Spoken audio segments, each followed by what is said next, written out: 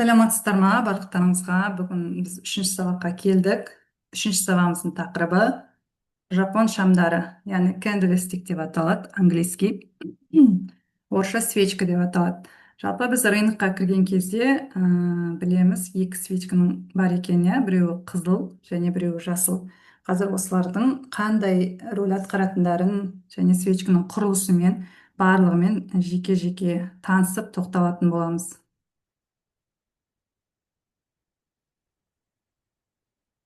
Нарықта екі свечка екі бағытта қозғалады. Жасыл свечка бізде bullish деп аталады, яғни бычий режим long позициясын өсу бағытын көрсетеді. Және bearish ұғымы бар, ол sell short деген мағынаны білдіреді, яғни маркеттің құлайтын медвежий рынок болса, если құлайтын болса медвежий рынокты көрсетеді, ал өсетін болса бычий рынокты көрсетеді.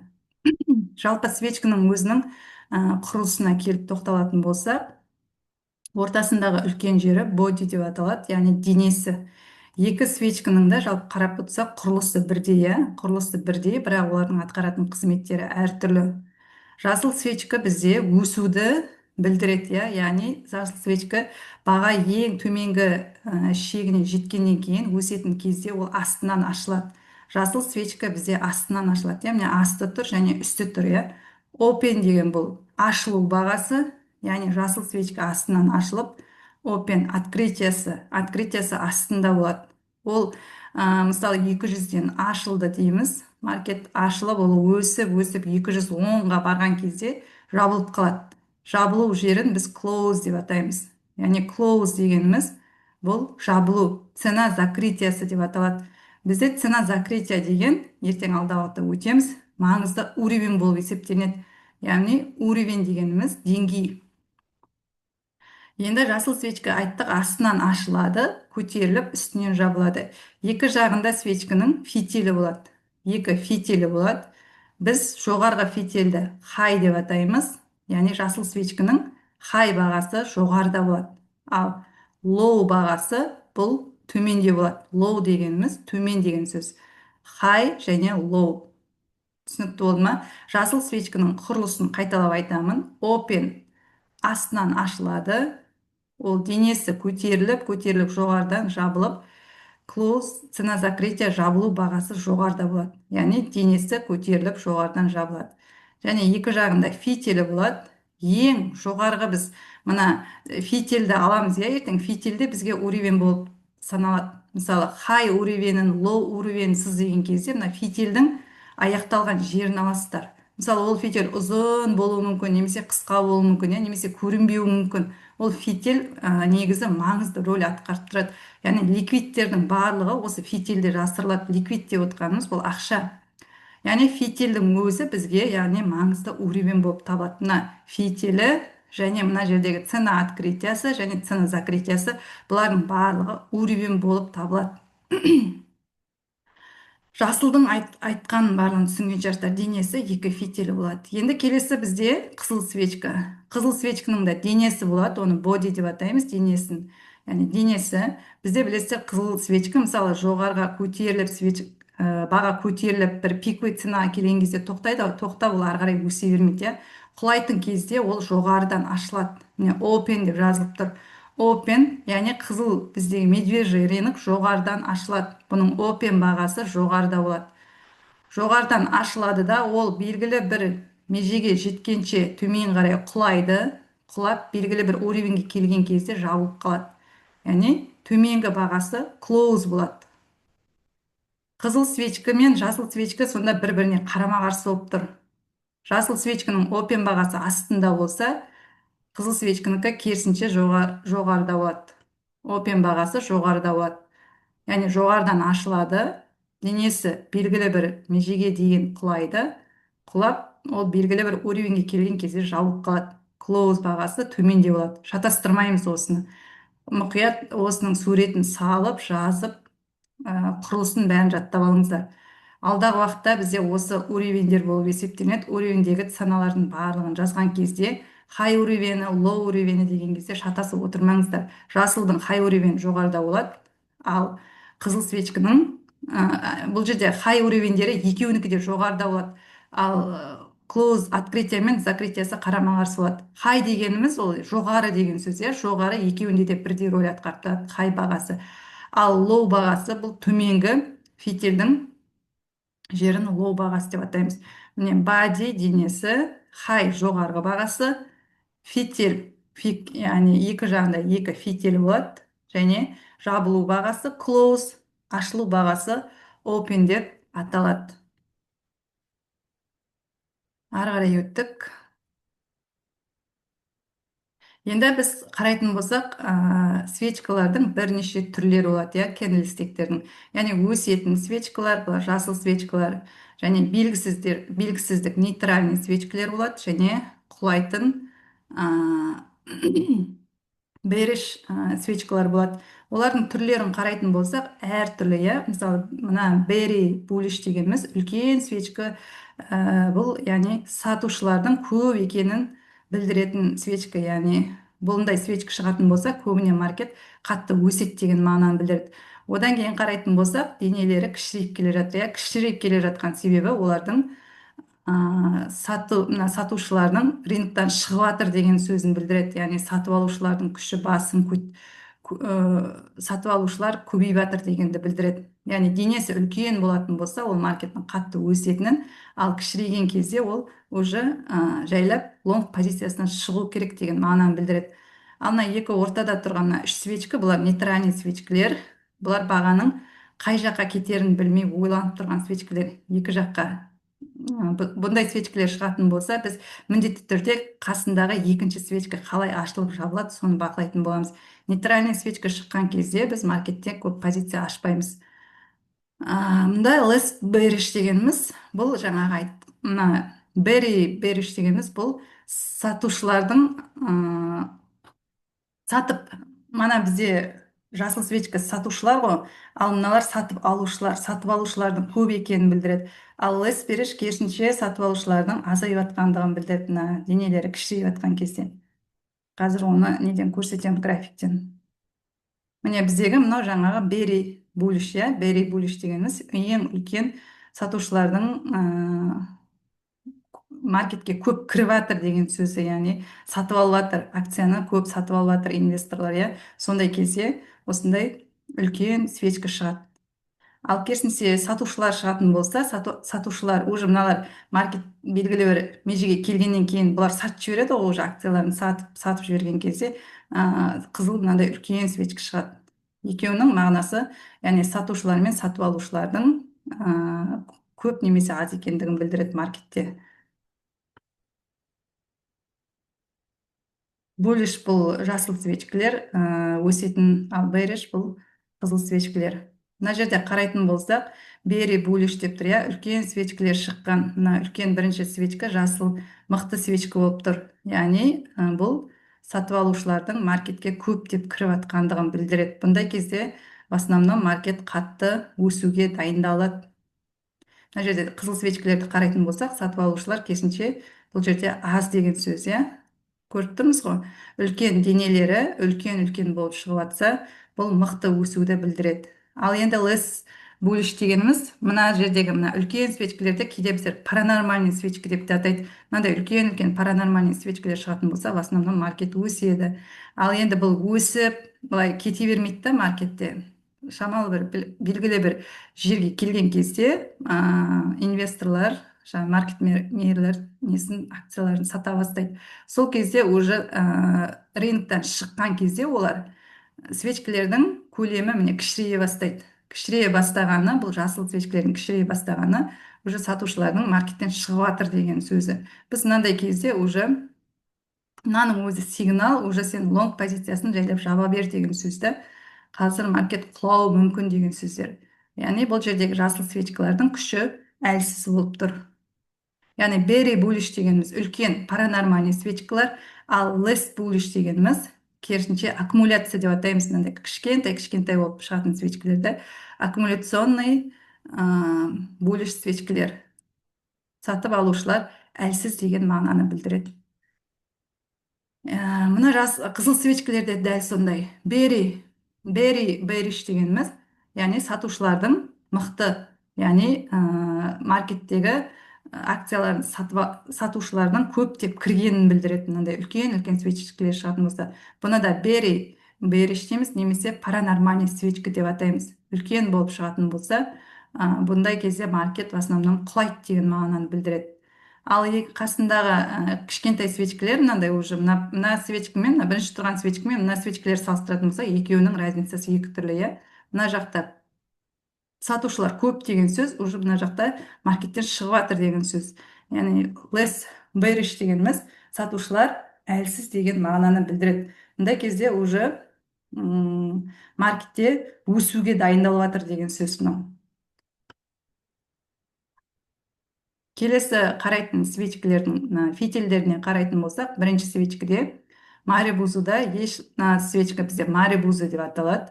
Ешқандай фитиль жоқ, иә. Бұл жер сатушылардың маркетте көп екенін, яғни лонг позициясының болатынын көрсететін мықты свечка мынандай марибуза шығатын болса, біз маркет өседі деп болжам жасаймыз. Мына екі жағында фитилі ұзын, денесі өте қысқа болатын болса, мынандай ортасында, бұлар нейтральный свечка, мынаның аты доджи деп аталады. Доджи бұл бағаның қай жаққа кетерін білмей тұр, яғни құлайтынын немесе өсетінін білмей тұр. Мына үшінші свечканың қарайтын болсақ, фитилі жоғары жақтан ұзын болып келгенде денесі кішірейіп қалған, иә, астында ешқандай фитиль жоқ. Бұл свечканың түрі шутинг стар деп аталады. Мына свечка шутинг стар көбіне маркеттің жоғарғы жағында шығады. Яғни сатушылар маркеттен шығып жатыр, қазір позиция құлайды деген мағынаны білдіреді мына свечка шутинг стар. Спиннинг топ, мынау да мана доджи сияқты нейтральный свечкеге жатады. Мынау да доджидің бір түрі, мына керісінше астынан фитилі ұзын, денесі үстінен жоғары болып шыққан. Бір жағынан мынау хаммерге де ұқсайды мына свечка, ең соңында тұрған. Бұл маркеттің керісінше өсетінін білдіреді. Мына свечка астынан шығады бұл көбіне маркеттің. Қазір бұларда жаңа неден көрсететін болам маркеттен.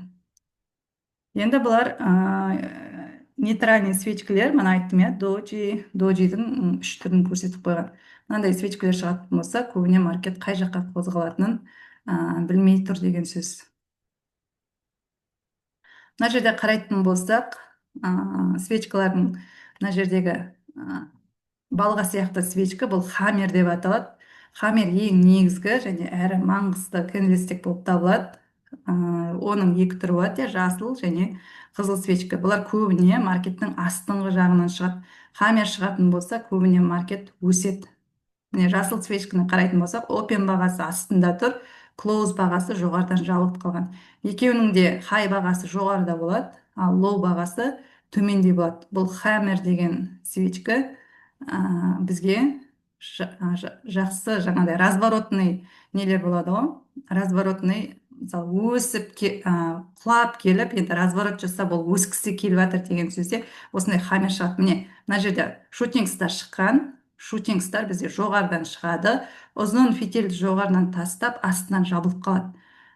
Бұл бізге уже сигнал айтып жатыр, маркет қазір құлайды деп, иә.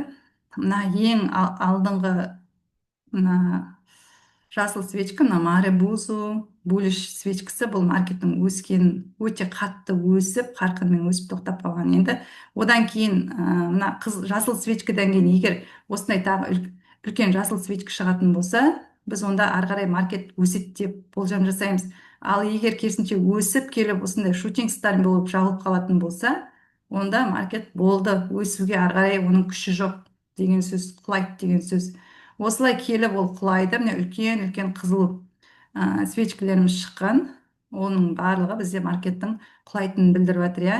Құлап келіп, мына астынан хаммер шыққан. Хаммер мен мына шутинг стар бір-біріне қарама-қарсы болып тұр ғой. Шутинг стар жоғарыдан шығады, ал хаммер бізде астынан шығады. Хаммер деген жасыл болып, немесе мынандай қызыл болып шықса да, ол бізге бағаның көтерілетінін білдіреді. Мына жерде жазып қойдым ғой, хаммер екеуінің жұмысы бірдей деп. Хаммер көбінесе астыңғы уровендерден шығады. Хаммер шыққан кезде, мына жерден мысалы шортқа кірдің бе, уже төменге ұстап келатсың да, уже мына жерге келгенде хаммер шығып кетті ма, сен болды, позицияңды жап, ары қарай бұл құлай алмайды, өседі деп саған сигнал беріп жатыр мына хаммер деген. осы хаммерге келген кезде біз мына шорт позициямызды жауып тастаймыз. Осылай жауып тастаймыз да керісінше лонгқа қарауымызға болады. Енді хаммер бізге лонг позициясын көрсетіп тұр мына жерде. Осы жерге дейін түсінікті ма сіздерге? Микрофонды ашып айтып жіберіңіздерші. Түсінікті. Ага, Мен мына түсінбеген. лонг позициясын түсінемін да, я мына шорт позицияны вообще түсінбеймін ғой. Шорт Соны позиция әсел нәрсесін. мен қазір маркеттен ашып түсіндіріп жіберемін я ма? Көрсетіп жіберемін сізге. Шортта солай ғой, мына жерге келгенде сатып аласың, мына жерден құлауға сатып аласың ғой, мына жерден. Сатып аласың да, А, төменге келгенде сатып жібересің ғой, мына жерге келгенде. ол қалай сен ана жерде тұрғанда сатып аласың, мына жерде арзан болып тұр, одан сайын арзан болып кеткенде қалай Жоқ, сатасың мысалы оны? мына жерге баға мына жерде тұр деге, мысалы 300 дейік, иә, 300 кезінде, 300 болып тұрған кезде, мысалы біз Тесланың 13 штук акциясын сатып алдық. Осы жерге келгенде шортқа сатып алдық. Иә. Шорт болса біз sell деп ашамыз. Buy емес, уже sell деп сатып аламыз. Sell дейміз де 10 штук, Продать деп па? иә, продать деп 10 штук, Мгм. 10 штугын сатып аламыз да. Уже мына жерде біз кірдік па маркетке, ол 10 штугымыз мына жерге келіп $5 құлады ма, $50 болады ғой. Осы жерге келгенде сатып жібереміз ғой, мына жерге келгенде. Осылай шорт позициясынан ұстаймыз. И лонг позициясынан да ұстаймыз. Біз екі бағытта да ақша табамыз. Лонгтан да, шорттан да. Оны практика жасап, ашып, не істеген кезде өздеріңіз түсінесіздер. Мгм.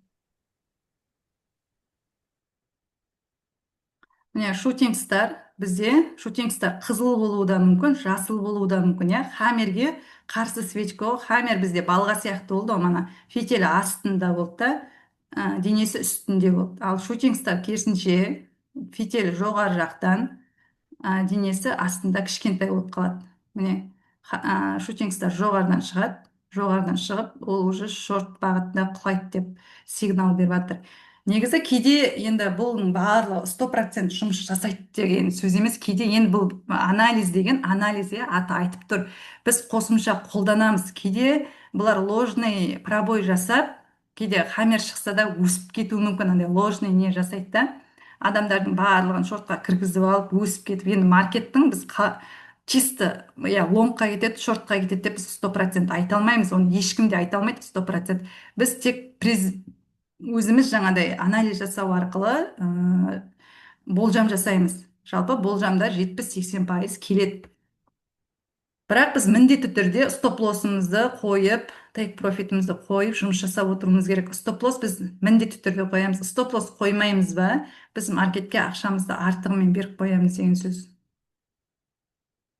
Енді қарайық, мана алдында свечкілерді айттым, иә, каждый 15 минуттық, 5 минуттық және 1 минуттық свечкілер каждый минут сайын жанып отырады деп, иә. Егер 15 минутқа қойсаңыз, сол 15 минут бойы мына бір свечка қозғалып, астынан ашылды ма, мысалы жасыл свечка, үстіне қозғалады, бүйтіп көтеріле түседі, сөйтіп 15 минут біткен кезде жабылып қалады. Келесі 15 минутта мына екінші свечка ашылады.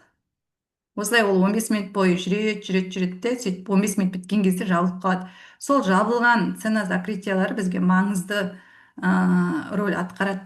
Қалай жабылып тұр ол, мысалы, ол мынау құлап, бүйтіп шорт қызыл болып құлап 14 минуттан да мысалы құлайды да, ең соңғы 15 минутқа келген кезде көтеріліп барып жоғарыдан жабылып қалады. Біз басында ойлауымыз мүмкін, мә қызыл жанып жатыр, шортқа кетеді деген сияқты.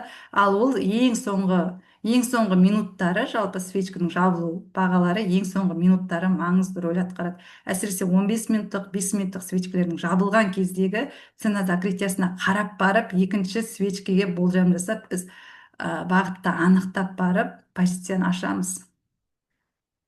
Барлық жаңа кендлстиктің түрлерімен практика жасап үйренеміз алдағы уақытта.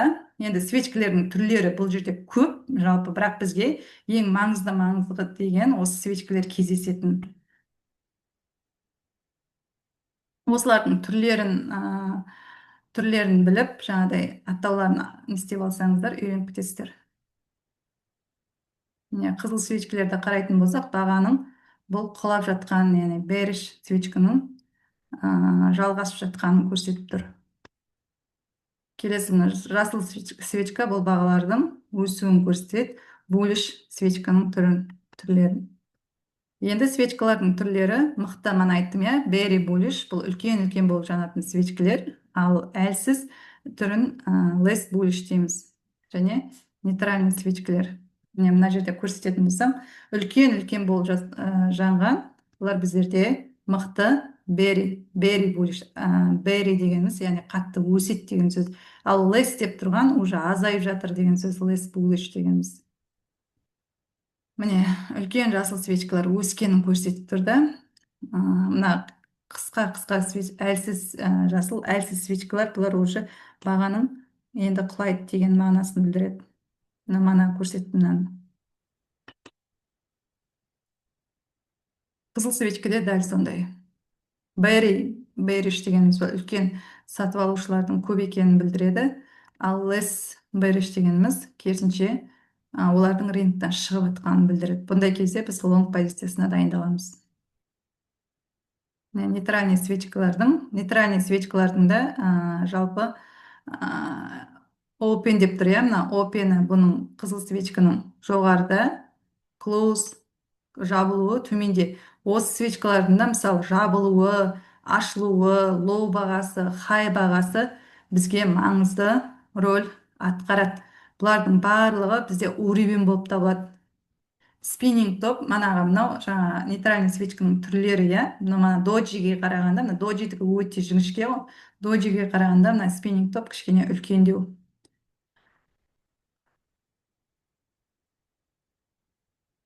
Нейтральный свечкалар міне көбіне канделстик не болады ғой, консолидация болады ғой. Консолидация болған кезде осындай нейтральный свечкалар шығады, астынан жоғарыдан, астынан жоғарыдан. Екі бағытта бір коробканың ішінде осындай жүріп қалады. Қай жаққа кетерін білмей баға. Немесе андай қатты өсіп, немесе қатты құлаған кезде осылай нейтральный позиция жасап, жаңағыдай баға екі жаққа қай жаққа кетерін білмей, әлсіздік танытып, екі ортада жүріп қалады. Міне жазылып тұр, нейтралды свечка тренд ауысатын кезде де шығады деп, иә. Бірақ бағаның екі жаққа кетуі мүмкін екен, 50 дегенді білдіреді, яғни. Ол до конца астына қарай шортқа кетіп қалуы мүмкін, немесе керісінше бағаны трендті ауыстырып, лонгқа кетіп қалуы мүмкін деген сөз. Біз жалпы консолидация кезінде көп позиция ашпаймыз. Мынау свечка бізде хаммер деп аталады, жаңа айттым иә, развороттық сигналды білдіреді. Яғни қатты құлағаннан кейін уже разворот жасап өсет деген мағынаны білдіреді. Хаммер свечкасы бағаның жоғары қарай өсетінін білдіреді. Балғаға ұқсайды өзінің түрі. Хаммер деп атаймыз оны. Денесі кішкентай, фитилі астында ұзын болу маңызды, осындай болу керек. Бұл қызылда, жасылда бола береді. Нағыз хаммер свечкасы бұл маркетті құлап келіп, ең төменгі бағадан маңызды деңгейден келіп шығады. Мысалы, ол жоғарыдан құлап келіп, астында бір маңызды, мықты деңгей болатын болса, поддержка уровені болатын болса, ол сол жерге келеді де тіреліп қалады. Ары қарай оны поддержка уровені жібермейді төмен қарай. Өйткені мына жерде манағы сатып алушылардың зонасы мықты деген сөз. Осы жерден ол тек қана не істейді, жоғары қарай көтеріле алады деген сөз. Міне хаммердің астында тұрады. Хаммерге қойылатын үш сұрақ: денесі қандай болу керек? Бұның денесі кішкентай болады, фитилі ұзын болады. Даунтренд болып келеді ме дейді. Ол даунтренд аяқталғаннан кейін шығады. Даунтренд, яғни развороттың даунтрендтен аптрендке ауысатынын білдіреді деген сөз. Поддержка уровеньге келді ме дейді. Иә, поддержка уровеньге келді. Ол поддержка уровеньнен поддержка алып, жоғарыға қарай лонг позициясына кетеді деген мағынаны білдіреді. Шутинг стар, міне керісінше хаммерге керісінше свечка, денесі кішкентай, фитилі үстіңгі жағында ұзын болады. Бұл да қызыл және жасыл бола береді. Нағыз шутинг стар свечкасы маркет өсіп, пиковый ценаға келген кезде төмен қарай құлайтын деңгейлерде, яғни сопротивление уровеньдерінде шығады. Біз айттық қой, сопротивление жоғарғы жақта болады. Сопротивление уровеньнен шығатын свечканы біз шутинг стар дейміз, ал поддержка уровеньнен шығатын свечканы хаммер деп атаймыз. Міне шутинг стар шығып тұр жоғарыдан, иә. Мына жасыл свечка да шутинг старға жатады, мына қызыл да шутинг старға жатады. Яғни баға өсті, жоғарыдан фитиль тастап, екі фитиль қатарынан тастаса, ол болды, уже маркет құлайды деген сөз. Мынандай, егер бір свечка мынандай бір свечка осылай ұзын фитиль тастап бүйтіп жабылып қалатын болса, біз мына қасында екінші свечканы міндетті түрде күтеміз. Ол жоғарыға барып дальше жоғарыдан жабылып қалатын болса, онда маркет ары қарай лонгқа кете береді деген сөз. Ал егер керісінше қасында екі свечка осылай ұзыннан фитиль тастап жабылып қалатын болса, уже маркет құлайды деген сөз. Уже маркеттен шығып жатыр деген сөз ғой мына. Шығып жатса, мына сатушылар осылай ұзын фитиль тастап разворот жасайтынын білдіреді. Міне төмен қарай қатты құлаған, астында свечкалер хаммер шыққан кезде уже ол керісінше лонг позициясы болады деп білдіріп жатыр мына жерде. Осылай не свечка арқылы да біз анализ жасайтын боламыз. Техникалық анализдің бір бөлігі бұл свечкада. Енді bullish engulfing деген бар бізде. Bullish engulfing көбіне мындай қызыл свечкадан кейін қызыл свечканың денесін жауып барып жабылатын жасыл свечканы біз bullish engulfing деп атаймыз. Яғни баға құлап келіп поддержка уровеньге келген кезде осылай екі свечка шығып, міне поддержка уровень астына келді. Мына қызыл свечкадан кейін мына жасыл свечка шығып кетті, иә. Құлап келатқанда жасыл свечка уже айтып жатыр мына жерде. Разворот, сатушылар кіріп жатыр маркетке, ары қарай құлай алмайды деп. Өйткені мына қызыл свечканы мынау денесімен бүйтіп жауып кеткен. Цена закрытиясы мынаның open открытиясынан жоғары болып тұр. Яғни мынаны хай жасап кетті деп айтамыз. Яғни хай бағасын жаңартып кетті деп. Осындай свечка шығатын болса, алдыңғы қызыл свечканы, осы жасыл свечка денесімен жабатын болса, бұл бағаның өсет деген мағынасын білдіреді. Бұны біз bullish engulfing деп атаймыз. Bullish engulfing қараймыз, алдыңғы қызыл свечканың денесімен жауып жабылуын айтамыз. Енді керісінше bearish engulfing, бұл керісінше алдындағы жасыл свечканы қызыл свечканың денесімен жауып жабылуы. Яғни баға көтеріліп келіп, жоғарғы сопротивление уровеньге келген кезде, осылай екі свечка шықса, ол алдыңғы жасыл свечканы қызыл свечка шығып денесімен жауып тұрса, осылай. Онда ол керісінше баға болды, өсіп болды деген сөз. Разворот болады, қазір құлайды баға дегенді білдіріп жатыр мына bearish engulfing. Міне, мына жерде баға қатты өскен, мына жерде қарайтын болсақ, неше 6 свечка шығып кеткен, иә, 6 свечка уже сопротивление уровень бұны жібермей тұр. Ары қарай жібермей тұр. Уже мына жерде де мынау бізде bearish engulfingке жатады. Осының өзі де бізге айтып тұр, қазір құлайды деп. Біз мына жердің хай бағасын былай сызып қоямыз. Егер осы хай бағасын денесімен жасыл свечка бұза алмайтын болса, онда баға маркет құлайды дегенді білдіреді. Бұны біздер bearish engulfing деп атаймыз. Осы свечкалар туралы жалпы мағлұмат қазір мен сіздерге осыларда неден маркеттен көрсететін боламын. Микрофондарыңызды ашып, қосыла беріңіздер. Сұрақтарыңыз болса қойып отырыңыздар. Сол сұрақтарыңызды қойып, ешқандай қысылмай, солай араласып отырыңыздар.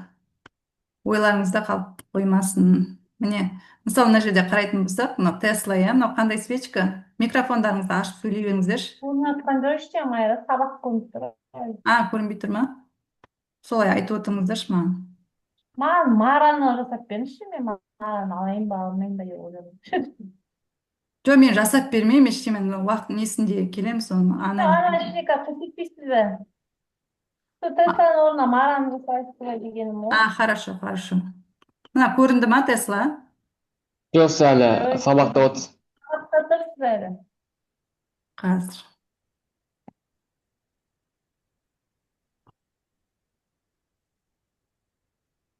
Енді көрінді ма? Мынау қандай свечка, мына қызыл шығып тұрған? Ол біз Мараны қояйық, иә, Тесланы қояйық, бәрібір, иә, мына жерде біз свечканың түрлерімен танысып алайық пока что, иә. Мынау қандай свечка?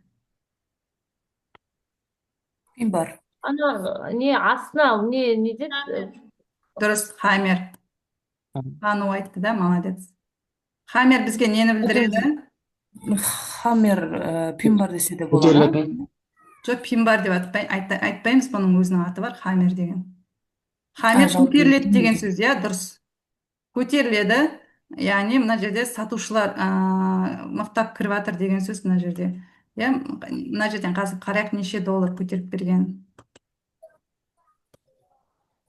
Мысалы хаммер шықты ма, біз мына жерде лонгқа кіруімізге болады. Тем более мына бізде поглощение жасап кеткен, иә, мына хаммер.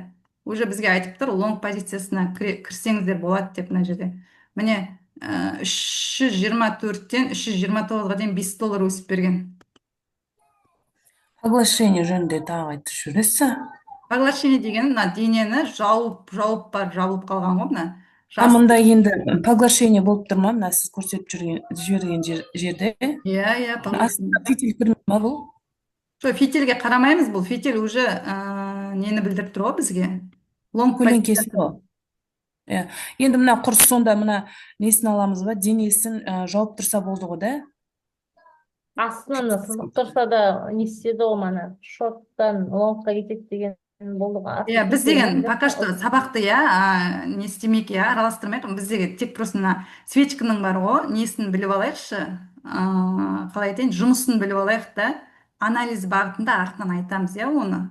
Просто жұмысын біліп алайық. Мысалы, мынау бізге хаммер нені білдіріп тұр? Көтерілетін. Иә, көтеріледі дегенді білдіріп тұр, иә. Ал мынау қандай свечка? Түсу деген ғой. Мынау қандай свечка? Баға түседі деген шортқа жұмыс жасайды. Less bullish па? Жоқ, аты қандай? Less bearish. Жоқ, аты бар. Мен пин бар деп жүрмін. Шутинг стар, мынау шутинг стар. Шутинг Иә, стар мен хаммер бір-біріне қарама қарсы, иә. Бізде Иә. мысалы Тесла дегеніміз, иә, енді андай алтын сияқты емес, бұлар деген қатты бүйтіп өсіп, мысалы 50 доллар, 40 доллар жасамайды бұлар. Максимум бұлар 20 доллар жасайды, әрі кетсе 15 доллар сондай жасайды да. А в основном маркетте 10 доллар, 8 доллар қозғалыс жасап береді. Иә, біз негізі бұның екі бағытта да ашып отырмаймыз, тек осылай лонгтан кірдік па, лонгтан ұстап аламыз, болды. Ары қарай жасамайсың уже. Келесі біздегі свечканың түрі қандай свечка көріп тұрмыз? Міне нейтральный свечкалер шығып жатыр мына жерге. Иә. Қай жаққа кетерін білмей жатыр. Иә, лонгқа кеткісі келіп тұр, иә, шортқа. Если осы уровеньдерді қай жаққа қарай мықтап бұзады, мысалы денесімен былай жасыл болып бұзатын болса, ол лонгқа кетеді деген сөз. Мына фитильді астынан тастап жатыр, яғни бұл лонгқа кетеді. Иә, лонгқа кетеді деген сөз. Сенім жоқ қонды. Мына жерде жасыл свечкалар қандай нелер? Сенім жоқ деген болмасын, ондай. Сенім деген қай кезде болмайды? Анализ дұрыс болмаған кезде болмайды. Если сіз анализіңізге дұрыс сенімді уровеньдерді мықтылап сызатын болсаңыз, сіз сенімді отыра аласыз. Сенімді болмасаңыз, сіз маркетке кіре алмайсыз ғой. Қалай кіресіз, мысалы, позицияны қалай ашасыз, сенімді болмасаңыз? Мысалы, мына жерде, иә, цена закрытия, иә, мына мықты уровень. Мына бізде поддержка уровень болып тұр. 324 бізде мықты уровень. Мен сөйтіп ашып қарағамда, неге свечаға қарап, бәріне осылай келген, уже цена көтеріледі деген хаммерге қарап, солай ашқамын да. Тек свечкеге қарап ашпаймыз, бізде уровеньдер болады, уровеньді алдамақ. Уровеньдерге қарап, солай не істедім да, содан кейін мен солай кіріп кеттім мен. Сол уже көтеріледі. Значит, сіздің анализіңіз дұрыс емес, уровеньдеріңіз дұрыс емес сызған, да? Мысалы, егер сіз мына жерде, мысалы, сіз шортқа ашасыз ба, лонгқа ашасыз, сіз мына жерде шортқа аша алмайсыз. Шортқа қай мезгілде ашасыз? Мына сопротивление мен поддержка уровеньді былай денесімен бұзатын болса, онда дальше шортқа құлайды деген сөз. Мына бізде данный момент астыға жібермей тұр. Мына жерде сатушылар көп, сатып алушылар көп деген сөз ғой мына жерде. Мынау қазір қайтып дальше лонгқа кетуі мүмкін. Негізі уровеньдеріңіз, жаңа анализдеріңіз четко болатын болса, сіз спокойно кіруге болады маркетке. Мысалы, мына жерде міне қызыл свечкалар бірінен соң бірі өте қатты. Например, анализ деген қазір данный моменттің анализі ғой, например, қазіргі уақыттың анализі. Все, например, уже өтіп жатыр ол момент. Сонда оған қалай кіресің? Енді әлі біздің өтетін, біз тек мына жерде свечканы өтіп жатыр, иә, біздің әлі өтетін уровеньдеріміз бар, әлі өтетін индикаторларымыз бар. Бәрін қосып бір анализді шығарамыз ғой, ертең алға. Сіздер данный момент енді анализ жасап кірейін деп жатқан жоқсыздар ғой. Бұл жерде новичоктар да отыр, иә, олар білмейді әлі. Сол себепті уақытымен кішкене шыдамдылық танытыңыздар. қалай жасаймыз, қалай істейміз, оны көрсетемін алдағы уақытта. Иә. Біздегі маңызды бүгінгі сабақ свечканың түрлері және олардың атқаратын жұмысы. Ақша табу емес мына жерде. Данный момент. Свечкалардың сіздер енді үй жұмысын берем. Каждый свечкаларда осылай табасыздар, сосын атын жазасыздар. Мысалы, хаммер деп.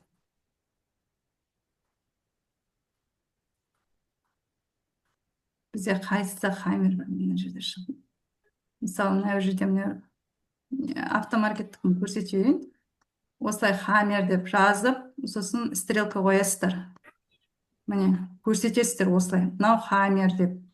Осылай мен айтқан свечкалардың барлығын тауып, маркеттен осылай сызып, маған жібересіздер. Мысалы, шутинг стар деп мынаған әкеліп, саласыздар осылай. Ол. Міне, Мараға қарайық қазір.